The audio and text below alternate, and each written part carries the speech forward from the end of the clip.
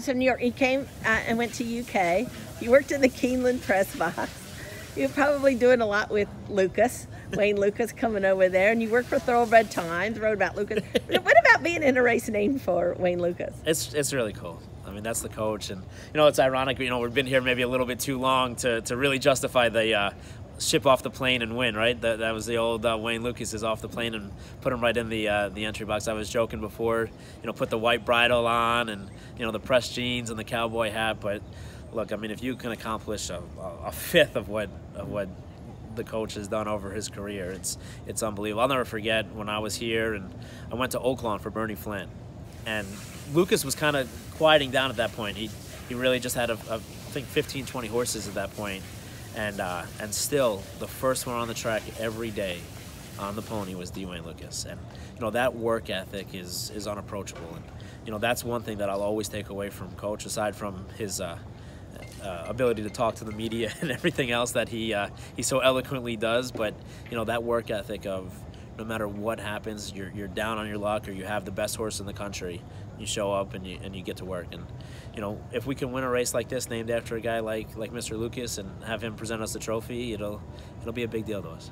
Well, let's talk about Mind Your Biscuits. What's the story behind the name? So I named him after a Casey Musgrave song. When he didn't sell as a 2-year-old, driving to the Tampa airport from Ocala, and this song came on the radio. They have some country music stations down in Ocala, and it was Mind Your Own Biscuits and Life Will Be Gravy. And I never heard the song before, and I was like, I called my brother right away. I said, man, this is an unbelievable song. I said, we have to name this horse this. It's like it's fate. Like, we have to name the horse this. And my brother loved it, and I was like, I don't know. So for 3 or 4 months, we went back and forth, and he was just unnamed. He was 2013 Jasmine, and then finally we get a little bit closer to running, and we're like, we need to name the horse, and my brother's like, we just got to go for it. So we named him Mind Your Biscuits, and the rest has been gravy. And just finally, talk about his personality. He seems like a real ham, and you obviously have a big affinity for him. He's a horse we've been with for a long time. I mean, we bought him in the 2014 yearling sale, and we're in 2018 now, and he's taken us on an unbelievable journey around the world that we never dreamed of doing. If when we got him and we bought everybody out, we're like, we make 150,000 New York, go through your New York break conditions, we would have had a good career. But for where we've been and what we've done is amazing. And he's a horse as a 2-year-old, as a yearling, he was a nightmare. Just a big ball of energy, and he was never mean. He just always wanted to play, and he'd trap us in the corner and double barrel at you, and miss. I mean, thankfully miss. Otherwise, we might not be doing this interview right now. But he was always just full of himself, and he'd buck and rear up on the way to the track, and to get on the track, he was all business.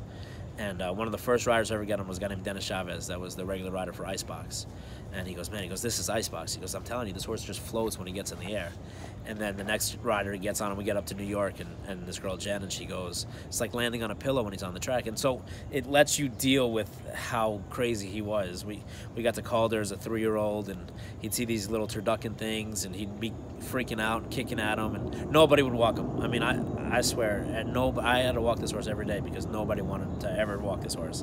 And he'd settle down, and finally I was playing rap music one day, and he just kind of stopped being a knucklehead and just kind of went with the beat. And from then on, for the next 3 years, it was just, figuring out what rap songs he liked and playing them when you walked, and he would behave himself. He's a perfect gentleman until race day. And on race day, he gets his game face on, and I mean, he's a different horse on race day, and we know it, and we're ready for it, and we deal with it.